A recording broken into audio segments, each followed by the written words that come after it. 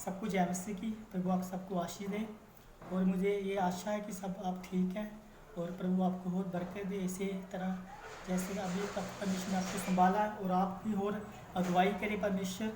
और हम थोड़ी सी समय परमेश्वर के वचन में जाएंगे ताकि इस वचन के द्वारा परमेश्वर हमारे साथ बात करे।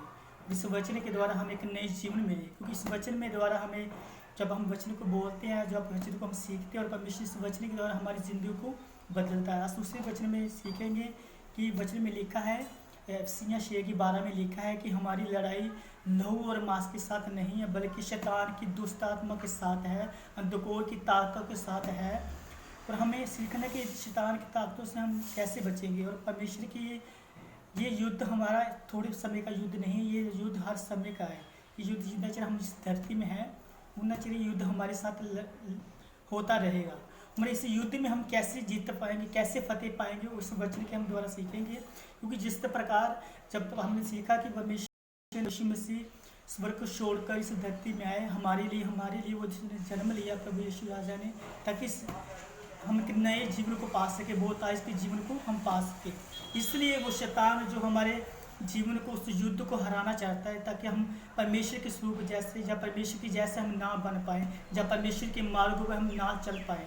इसलिए हमारे जीवन में, सब भाई बहनों के जीवन में शैतान काम करता है, हमें निराशा में ले जाता है, हमें वो कहता है कि तुम बेकार हो, तुम कुछ नहीं कर सकते, हमें वो सिखाता, हमें पाप में डाल देता है। मगर हमने इस चीज़ों से बाहर आना है और परमेश्वर के वचन में सीखना है कि हम एक युद्ध में हैं। वो युद्ध ऐसा है कि जो हम परमेश्वर की सामर्थ के द्वारा जीत सकते हैं, परमेश्वर के लहू के द्वारा जीत सकते हैं। और हम हर समय परमेश्वर के पास जाना है और परमेश्वर को बोलना है कि परमेश्वर ये हमारी कमज़ोरी है, इसमें हमें बाहर निकाले।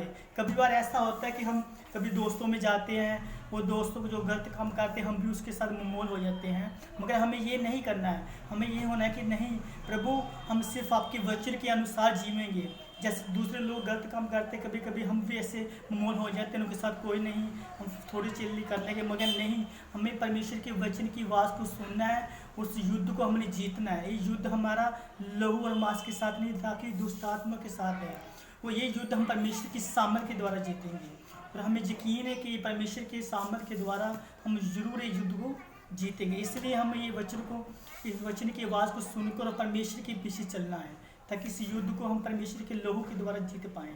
और ज़रूरी है जी, कभी कभी अगर ऐसा होता है कि शैतान हमारे जीवन में काम करता है ताकि हमारे जीवन में दोष लगाता है, तुम सही नहीं हो, तुम सही नहीं चलते।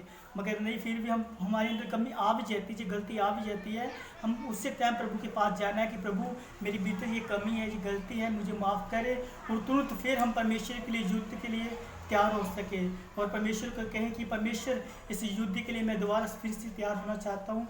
और परमेश्वर के साथ वो बाल उस ताकत को हम हासिल कर पाएंगे। जिस प्रकार वचन में लिखा है, जब परमेश्वर को भी यीशु मसीह जब हमारे लिए आए थे, उसने क्रूस को उठाया था, उससे पहले भी शैतान ने यीशु मसीह को परखा, उनको बोला कि ये सब राज्य मैं तुझे दे दूंगा, मैं मेरे सामने झुकूँ। मगर परमेश्वर ने उसकी आगे को ठहरा दिया। उसने बोला कि नहीं, मैं परमेश्वर के वचन को फॉलो करूँगा। परमेश्वर ने वह पिता की मर्जी को पूरा किया। उसी प्रकार हर हालात में हमें, जब हम फ़ोन चलाते, कभी कभी ऐसा होता है कि हम कुछ वो चीज़ें नज़र आती हैं, उसको देखना शुरू कर देते हैं, फिर हम पाप में गिर जाते हैं। इसलिए हमारा युद्ध, हम इसके तरीके के साथ हम जो युद्ध को जीत नहीं पाते, मगर हमने हर हाल में वो युद्ध को जीतना है। जो पाप के विषय में उसको छोड़ना है, हम परमेश्वर के और मुड़ना और परमेश्वर के वचन में और मुड़ना। हम इसी युद्ध को जल्दी ही परमेश्वर के पास हम जीत पाएंगे, परमेश्वर के अनुग्रह द्वारा। हम प्रार्थना करते हैं, धन्यवाद प्रभु यीशु राजा इस वचन के लिए। प्रभु सचमुच खुदा, सारी लड़ाई लहू और मांस के साथ नहीं है प्रभु।